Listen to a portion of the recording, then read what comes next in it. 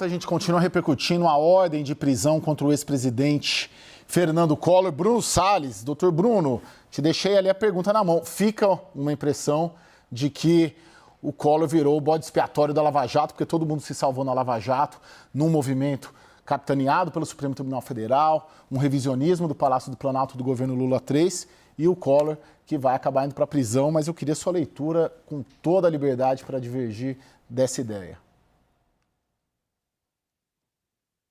Olha, Caio, eu realmente não interpreto dessa forma, de fato.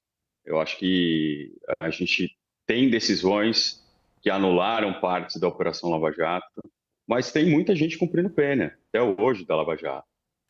Tem políticos que cumpriram penas, tem pessoas que foram condenadas há mais tempo, que já cumpriram sua pena integralmente, tem pessoas que continuam cumprindo sua pena até hoje, colaboradores e não colaboradores. Então, a gente falar que houve um grande desmonte, talvez, de operações relacionadas a pessoas notórias, e a mais notória seria o atual presidente da República, Luiz Inácio Lula da Silva, que teve a sua ação penal anulada por dois motivos, inclusive, por uma questão de competência territorial e por uma questão de parcialidade do juiz. Foi considerado suspeito. Mas nós mantivemos vários outros casos, várias outras condenações e várias outras investigações que correm até hoje. Existem operações da Lava Jato, ações penais da Lava Jato, que continuam tramitando em outros foros, né? Seja na Justiça Eleitoral, seja na Justiça de São Paulo, do Distrito Federal, quando houve essa reorganização da competência. Então, dizer que houve simplesmente um desmonte completo da Lava Jato, isso não é factualmente correto. O que houve foi um desmonte daquele consórcio de Curitiba entre Ministério Público e juiz. Isso, de fato, acabou. Inclusive com a extinção da força-tarefa da Lava Jato de Curitiba, porque ela se mostrou extremamente problemática. O ministro Gilmar Mendes sempre frisa isso. A Vaza Jato, né, aquelas mensagens que foram capturadas pela Operação Spoofing, mostra o quão promíscuo era aquela relação e o quanto uma investigação legítima tinha sido utilizada para o direcionamento político, o direcionamento para a captura de determinadas pessoas de determinado espectro ideológico. Isso ficou documentado, isso existiu, e isso levou à anulação, por óbvio, das ações em relação ao presidente Lula. Mas isso não quer dizer que a Lava Jato inteira acabou. De fato, existem pessoas que ainda cumprem, e existem pessoas que estão ali postulando a nulidade das suas ações penais também, né? Isso foi uma discussão muito grande quando teve a decisão do STF sobre a nulidade do processo do Lula, se aquilo ia automaticamente beneficiar todo mundo da Lava Jato. E na época eu disse que não, e continuo dizendo não, são casos específicos, cada um tem uma ação penal, cada um tem as suas particularidades. Algumas ações penais foram contaminadas por suspeição, foram contaminadas por quebra de cadeia de custódia de prova, outras não, que é o caso do ex-presidente Collor. Então, não vejo como tem aqui uma posição distinta, como se o Collor fosse colocado aí como um bode expiatório, diferente de todos, só ele que sobrou, né? Ou talvez como uma reparação histórica pelo caso PC Farias. Não acho que é nada do tipo. Eu acho que cada caso é um caso, e no caso dele, foi uma ação penal que transcorreu perante o Supremo Tribunal Federal, com ampla defesa, contraditório, com a defesa podendo apresentar os seus recursos, e o STF entendeu que os recursos já tinham sido exauridos, que outros recursos seriam meramente protelatórios. O STF tem feito isso, já é recorrente na sua jurisprudência, e quando ele entende que já foram feitos, olha, um embargo de declaração, dois embargos de declaração, e já não tem mais uma matéria a ser revolvida, se transita em julgado, se manda certificar o trânsito em julgado. Sim. E o cumprimento da pena. Aliás, né, doutor? Porque caso... Sim, aliás, desculpa te interromper, aliás, o advogado do Fernando Collor, é importante, isso é uma informação também relevante, é o doutor Cacai, que tem muito trânsito em Brasília, né, e é um crítico também da Operação Lava Jato e transita muito bem, né, não sendo e não conseguiu, pelo menos até agora, salvar o Collor da prisão. Deixa eu só jogar, doutor Bruno, desculpa te interromper, para a Jussara, para a gente sair um pouco da questão jurídica e jogar para a questão política mesmo. A Jussara acompanha bastante Brasília e eu queria ouvir do Collor hoje, né? O Collor que virou essa marca, né? Positiva, negativa, como quer que se interprete, né? O presidente empichado, depois foi absolvido pelo Supremo Tribunal Federal e acaba aí pagando cadeia, vamos dizer assim, a partir de amanhã, provavelmente. Jussara, ele estava onde, né? E qual que é esse final da vida política do Collor?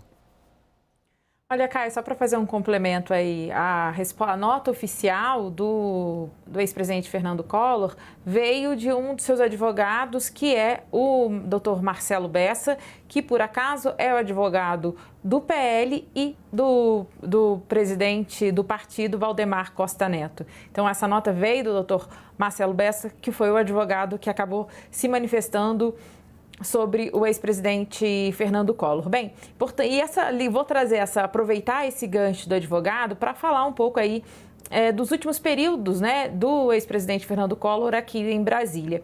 Ele foi de 2007 até começo de 2023, né? Ele foi senador da República. No finalzinho aqui do último ano do ex-presidente Jair Bolsonaro, Fernando Collor acabou se aproximando de Bolsonaro, passou a ser uma figura frequente nos eventos oficiais e, naquela ocasião, ele acabou não concorreu à reeleição no Senado e se lançou como candidato a governador de Alagoas. Ele acabou não se elegendo, ficou em terceiro lugar, não chegou nem aí a segundo turno. E naquela ocasião ele fez um palanque para Bolsonaro, inclusive adotando ali bastante daquele lema Deus, Pátria e Família, adotado pelo ex-presidente Jair Bolsonaro. Bem, isso é um ponto que a gente traz aqui dessa trajetória do ex-presidente Fernando Collor. Ele, em 1992, ele sofreu aquele processo de impeachment, numa tentativa de evitar perder os direitos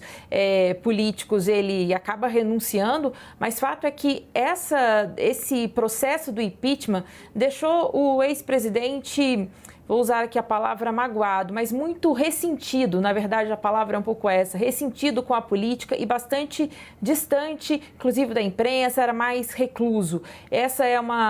Isso foi uma postura do que o ex-presidente Fernando Collor, embora tenha passado um longo tempo no Senado, ele adotou esse distanciamento muito pelo fato do processo de impeachment que ele sofreu em 92, num caso que acabou se tornando ali, pós-redemocratização, acabou se tornando ali um símbolo ali da questão da corrupção no país, né? Então é muito lembrado por isso, muito mais por isso do que pela sua atuação depois que ele voltou à vida pública. Fato é que quando ele concorreu ao governo do estado, lá em Alagoas, em 2022, muita gente viu essa saída dele para, vai fazer um palanque para Bolsonaro, muito mais uma tentativa de sair da vida pública, porque sabe, no caso da reeleição do Senado, porque via poucas chances dele se reeleger. Afinal de contas, ele teria como adversário o hoje ministro Renan Filho, que acabou sendo eleito em 2022 como senador lá por Alagoas.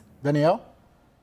É interessante, né, Caio, quando a Jussara faz essa recapitulação da trajetória política mais recente de Fernando Collor, parece que a sociedade brasileira tem um pouco, e a gente se inclui nisso, tem um pouco de amenizar a história e as tristezas que envolvem alguns personagens relevantes da vida pública brasileira, né? Fernando Collor, na sua última passagem aqui por Brasília, como uma figura pública relevante, senador na legislatura que se encerrou recentemente, ele era sempre muito questionado e dava entrevistas, mas só se pronunciava raramente, mas dava entrevistas sobre, por exemplo, Mercosul, já que ele era o presidente de turno quando foi assinado o Tratado de Assunção, que ergue o Mercosul, mas se recusava e muito pouco era questionado sobre o confisco da poupança, que acabou de completar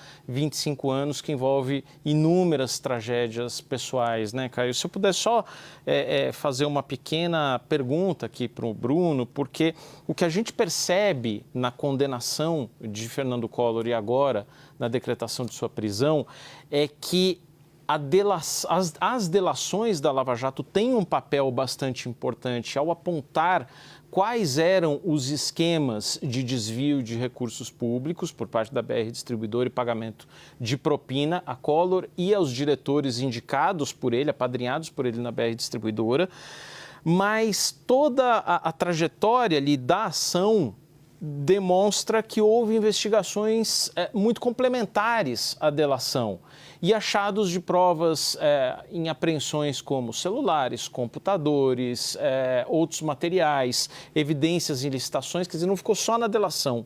Isso é um diferencial, por acaso, em relação a outros processos em que acabou havendo nulidade? Houve uma falha ali de achar provas que estavam, digamos, denunciadas no decorrer das delações?